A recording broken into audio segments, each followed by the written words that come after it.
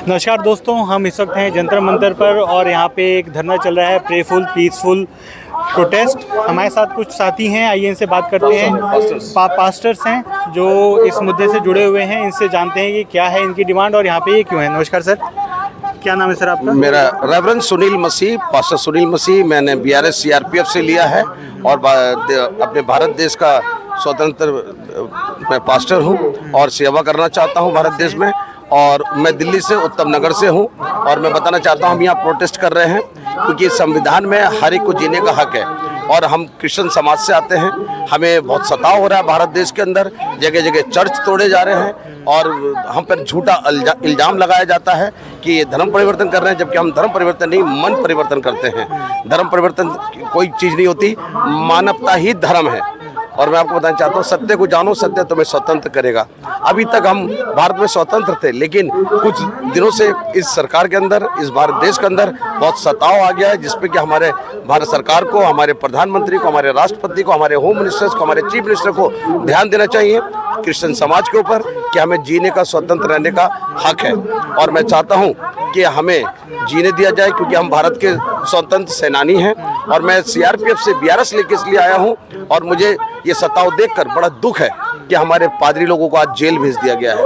हमें जीने का हक नहीं है, हम पे झूठे इल्जाम लगाए जाते हैं, जबकि झूठे इल्जाम कि धर्म परिवर्तन कर रहे हैं, जबकि हम अपनी प्रार्थना करते हैं भारत देश के लिए, हम अपने सारे समाज के लिए, हम हर एक व्यक्ति जन के लिए प्रार्थना करते हैं। धर्म परिवर्तन तो संविधान ने अलाउ कर रखा है और ये तो संविधान में आता है कि हमारी मर्जी, हम किस में भी जिए, हम कभी भी किसी भी धर्म को अपना सकते हैं। लेकिन हमारी सरकार हम पे झूठा इल्जाम लगा रही, जबकि इससे पहले कभी 1947 से ऐसा कुछ नहीं था। किस तरह के झूठे इल्जाम कि ये जो संस्था चला रहे हैं, ये जो प्रार्थना कर रहे हैं, ये जो यहाँ पे जलसा कर रहे हैं, तो ये सिर्फ धर्म परिवर्तन का काम कर रहे हैं, जबकि ऐसा कुछ नहीं है। हर एक को अपने जीने का हक है और हम देश के लिए प्रार्थना करते हैं, हमारे देश में जागृति आ जाए, हमारे देश में शांति आ जाए, हमारे देश उन्नति करे। लेकिन नहीं, हमें मसीह समाज को दबाया जा रहा है, पैरों तले कुचला जा रहा है। हम चाहते हैं हमें स्वतंत्र किया जाए। आज जो ये प्रोटेस्ट चल रहा है, तेलुगु से, तमिलनाडु से, साउथ से लोग यहाँ आए हैं और जंतर मंतर पे आज हम ये अपनी आवाज़ आवाम तक पहुँचा रहे हैं कि हमें स्वतंत्र रखा जाए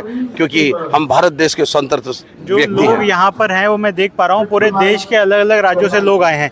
जो स्टेज पे जो लीडर्स हैं वो भी नेशनल लीडर्स हैं, बहुत सारे नेशनल लीडर मैं देख रहा हूँ। तो क्या ये जो आप मुद्दा बता रहे हैं ये पूरा देशव्यापी है या आप देख रहे हैं सिर्फ दिल्ली में हो रहा है या कुछ कुछ जगहों में ज़्यादा हो रहा है, कहीं कम हो रहा है, ऐसा है? ये पूरे देश के अंदर प्रॉब्लम चल रही है, विशेष उत्तर प्रदेश, मध्य प्रदेश, राजस्थान में बहुत ज़्यादा चल रहा है, हरियाणा में बहुत ज़्यादा चल रहा है। मैं चाहता हूँ भारत सरकार जागे और इस पर अंकुश लगाए, रुकावट लगाए कि सबको प्रार्थना करने का अधिकार है, सबको अपने धर्म के बारे में प्रचार करने का अधिकार है, हर एक को अपने जीने का हक है। ये भारत सरकार मुहैया कराए, मेरी प्रधानमंत्री जी से गुजारिश है। आपने जो अभी नाम लिए राज्यों के, ये सारे नॉर्थ इंडिया के बड़े बड़े राज्य हैं, तो ऐसा क्यों आपको लग रहा है कि नॉर्थ इंडिया के राज्यों में इस तरह से ज़्यादा दिक्कतें आ रही हैं आप लोगों को और साउथ इंडिया में कम? तो इसका कोई स्पेसिफिक कारण है क्या? ये राजनीतिक दबाव है या कोई संगठन है जो आप लोगों के खिलाफ काम कर रहा है? मैं आपको बता सकता हूँ, संगठन है जो भारत देश के अंदर, आप सब जानते हैं कि जब से ये सरकार आई है इसमें कुछ संगठन है जो जागरूक हो गए हैं और जो खिलाफत कर्म में है, विरोध में है मसीह समाज के,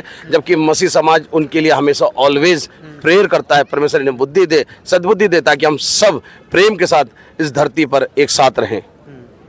मेरा नाम सुरेंद्र पैट्रिक है और मैं राजस्थान से आया हूँ। अच्छा। और मैं ये चाहता हूँ कि क्या कहते हैं, जितने भी हमारे भारतीय हैं सब आपस में प्रेम से रहें।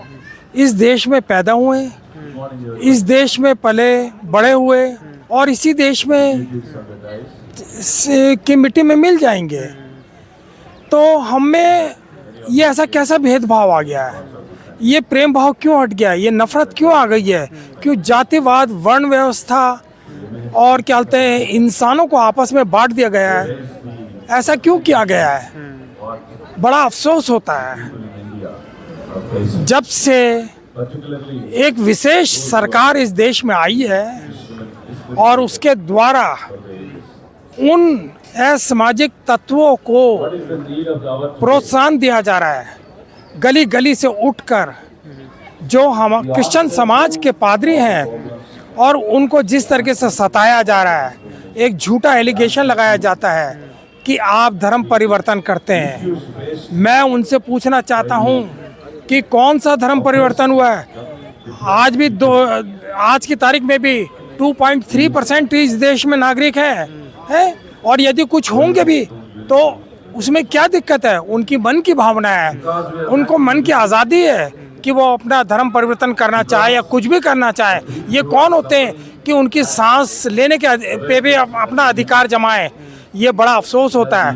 3 शब्द इस्तेमाल करते हैं एक विशेष वर्ग के लोग जो मनुवादी हैं और ये पर्दे के पीछे रहते हैं और दूसरे दलितों को और लोगों को आगे करते हैं। ये लालच पे बात करते हैं, जोर जबरदस्ती पर बात करते हैं और भोले भाले।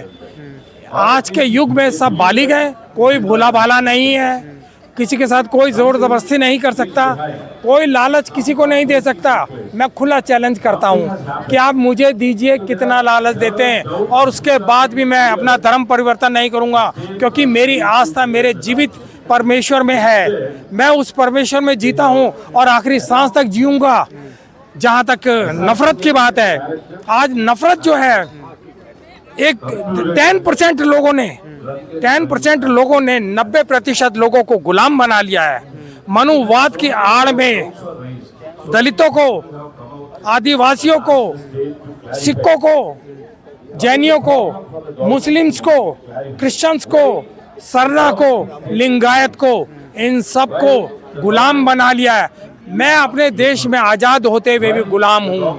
मैं अपने देश में आज़ाद होते हुए भी गुलाम हूँ। मैं खुल के कह रहा हूँ, क्योंकि मेरा जीने का अधिकार है। मेरे जीने के अधिकार को छीना जा रहा है। मैं आस्था में जीना चाहता हूँ। क्या दिक्कत है? जब हमें संवैधानिक अधिकार, हमें संविधान हमें आज्ञा देता है, तो आप कौन होते हैं? आप कैसे नेता बन गए हैं? और यदि ये उठ कर आते हैं तो इनकी जो शिकायत है थाने में की जाती है। इनसे पहले एफिडेविट